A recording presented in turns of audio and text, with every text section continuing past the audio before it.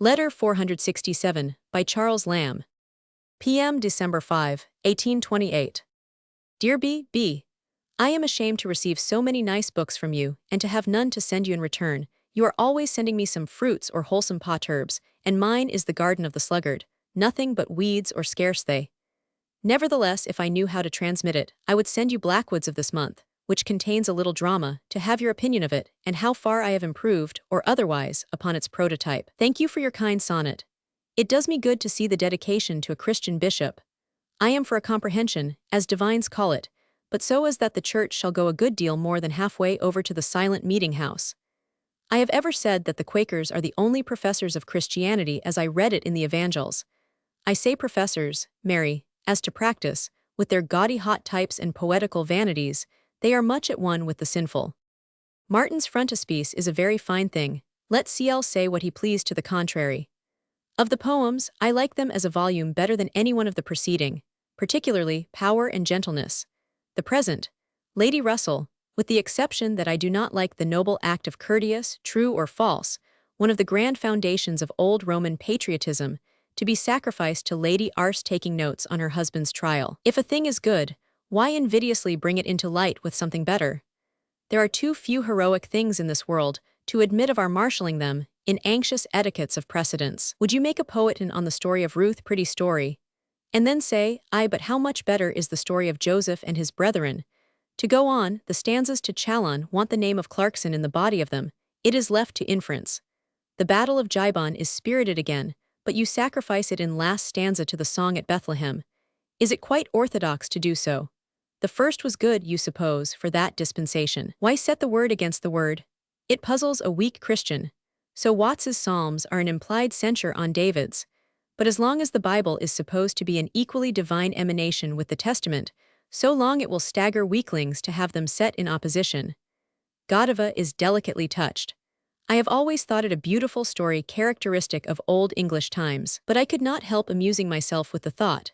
If Martin had chosen this subject for a frontispiece, there would have been in some dark corner a white lady, white as the walker on the waves, riding upon some mystical quadruped, and high above would have risen tower above tower a massy structure high, the Tenterden steeples of Coventry, till the poor cross would scarce have known itself among the clouds, and far above them all, the distant Clint hills peering over chimney pots, piled up, os on Olympus fashion, till the admiring spectator, admirer of a noble deed, might have gone look for the lady, as you must hunt for the other in the lobster.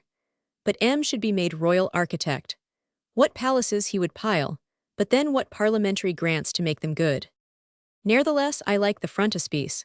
The elephant is pleasant, and I am glad you are getting into a wider scope of subjects. There may be too much, not religion, but too many good words into a book till it becomes, as S.H.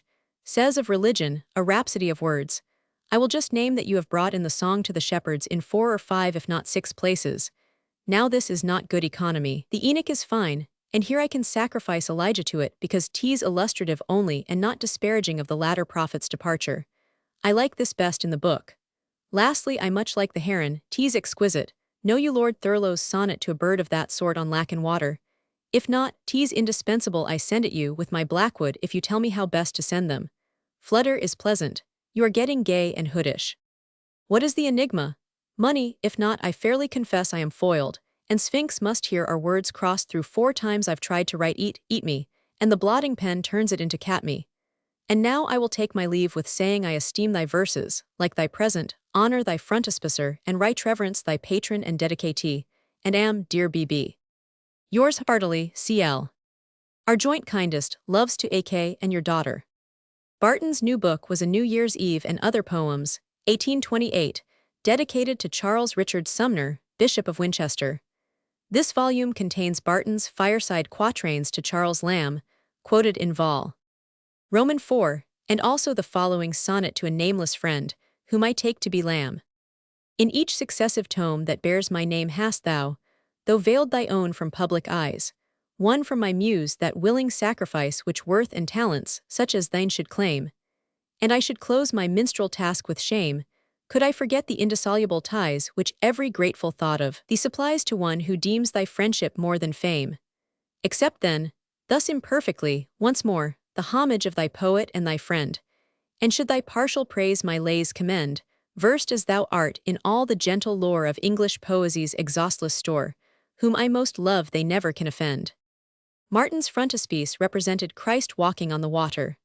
Lamb recalls his remarks in a previous letter about this painter, who though he never became royal architect was the originator of the present Thames embankment.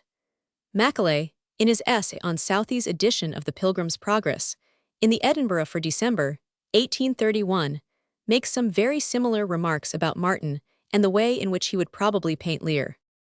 In the poem Lady Rachel Russell, or A Roman Hero and an English Heroine Compared, Barton compared the act of Curtius, who leaped into the gulf in the Forum, with Lady Russell standing beside her lord.